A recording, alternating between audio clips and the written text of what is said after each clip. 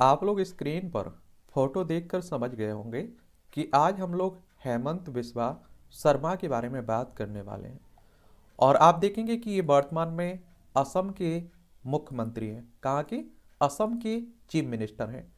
एक बार चलिए पहले आप लोग असम को देख लीजिए। देखिए हमारा प्यारा भारत है और इसमें आप देखेंगे ये असम आप लोगों को देखने को मिलेगा। असम की राजधानी देखें तो दिसपुर है। इसकी राज्यों में आप देखें तो पश्चिम बंगाल से सीमा लगती है, मेघालय, त्रिपुरा, मिजोरम, मणिपुर, नागालैंड और अरुणाचल प्रदेश से सीमा लगती है। अंतर्राष्ट्रीय सीमा की बात करें तो भूटान और बांग्लादेश से इसकी सीमा लगती है। और आप देखेंगे 26 जनवरी 1950 में इसे राज्य बनाया गया था। यहाँ आप देखेंगे विधानसभा में आपकी 126 सीटें हैं, राज्यसभा में 7 सीटें हैं, लोकसभा में 14 सीटें हैं।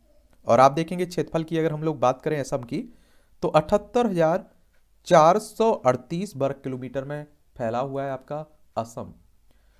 और देखिए इनका परिवार है हेमंत बिस्वा शर्मा का, इनका बेटा बेटी और इनकी पत्नी। एक और बात आप लोगों को बता दूं, देखिए कांग्रेस की बड़ी बुरी हाल है। कांग्रेस में ये सभी नेता तैयार हुए हैं। आज बीजेपी में, भारतीय जनता पार्टी में अधिकतर नेता आप लोग देख रहे हैं ना, एक कांग्रेस से ही निकले हुए हैं। चाहे आप देखें हेमंत बिस्वा शर्मा हो, सिंधिया हो, इस तरह की तमाम लिस्ट आप लोगों को देखने को मिल जाएगी।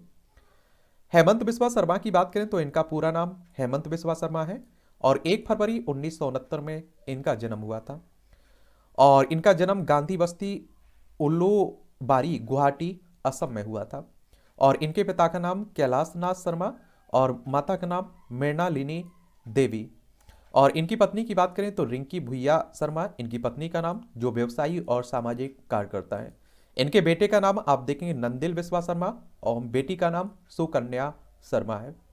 अगर हम लोग इनकी शिक्षा की बात करें स्कूली टाइम तो कामरूप अकादमी स्कूल गुवाहाटी से इन्होंने शुरुआती शिक्षा ली। फिर आप देखें कॉटन कॉलेज गुवाहाटी से इन्होंने आगे की शिक्षा ली और गवर्नमेंट लॉ कॉलेज गुवाहाटी से इन्होंने पढ़ाई की। गुवाहाटी विश्वविद्यालय असम से इन्होंने पढ़ाई की है। राजनीति विज्ञान में स्नातक किए हुए हैं और राजनीति विज्ञान में परास्नातक किए हुए हैं, एलएलबी किए हुए हैं और चिकित्सक भी पढ़ाई किए हुए चिकित्सा की। और इनके राजनीतिक दल की बात करें तो आप देखेंगे सन 2000 में इन्होंने कांग्रेस ज्वाइन की थी और 2014 तक एक कांग्रेस में रहे, भारतीय राष्ट्रीय कांग्रेस। कांग्रेस की बात करें तो एक आप देखेंगे बहुत पुराना राजनीतिक दल है। 28 दिसंबर 1885 में इसकी स्थापना हुई थी। पहले अध्यक्ष आप देखेंगे इसके व्योमेश चंद्र बनर्जी थे और इसके संस्थापक ए.ओ. ह्यूम थे। देश की आज़ादी के लिए पहले एक संगठन बनाया गया था, फिर आप देखेंगे यही बाद में राजनीतिक दल बन गया था। भारतीय जनता पार्टी इन्होंने 2015 में ज्वाइन की थी और वर्तमान में भारतीय जनता पार्टी में है। और भारतीय जनता पार्टी आप देखें तो 1980 में इसकी स्थापना हुई थी। अटल बिहारी वाजपेयी पहले इसके राष्ट्रीय अध्यक्ष थे।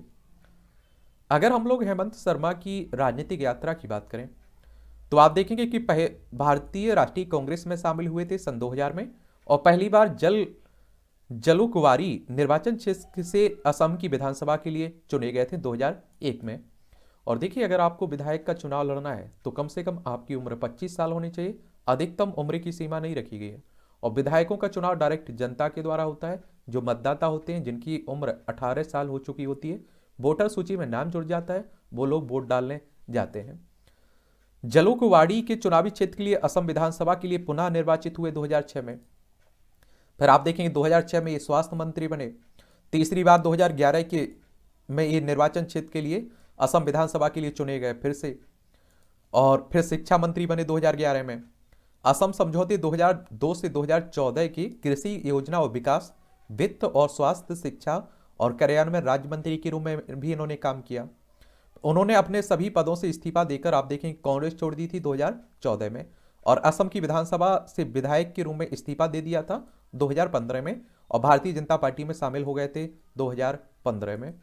फिर आप देखेंगे चौथी बार 2016 में जलुकबारी निर्वाचन क्षेत्र से असम विधानसभा के सदस्य बने, यानी कि विधायक बने और कैबिनेट मंत्री बने। वित्त और स्वास्थ्य, परिवार कल्याण, शिक्षा, योजना और विकास, पर्यटन, पेंशन और सार्वजनिक शिकायतों जैसे विभागों को सौंपा गया 2016 में। फिर आप देखते हैं कि असम में 2021 में आपकी विधानसभा चुनाव होते हैं और 15वें मुख्यमंत्री के रूप में ये पद संभालते हैं। यहाँ एक सवाल और आपके दिमाग में उठ रहा होगा कि ये आप देखिए कि जो विधानसभा हो, विधान परिषद हो, राज्यसभा, लोकसभा, राष्ट्रपति, उपराष्ट्रपति, ये सब चुनाव कौन करवाता है? इनके लिए आप लोग भारतीय निर्वाचन आयोग देखते हैं। और संवैधानिक संस्था है, संविधान के अनुच्छेद 324 के तहत इसकी स्थापना हुई थी। और आप देखेंगे इसका हेडक्वार्टर नई दिल्ली में देखने को मिलेगा। 25 जनवरी 1950 में स्थापना हुई। सुकुमार सेन पहले मुख्य चुनाव आयुक्त थे।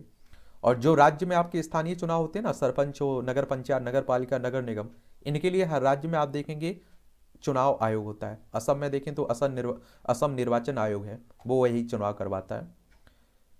हेमंत बिस्वा शर्मा से जुड़े हुए कुछ विवाद भी हैं।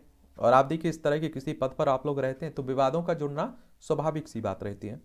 2017 में हेमंत अपनी टिप्पणियों के लिए विवादों में आ गए थे कि लोग अतीत में किए गए पापों के कारण कैंसर और दुर्घटनाओं से पीड़ित हैं, और इसे ईश्वरीय न्याय कहते हुए बिस्वा ने कहा था कि यह गीता बाइबल में किसी के भी कार्यों के परिणाम के बारे में उल्लेख किया गया है। दुखी होने का कोई मतलब नहीं है। इस जीवन के कर्मों का फल सभी को इसी जीवन में भोगना होता है।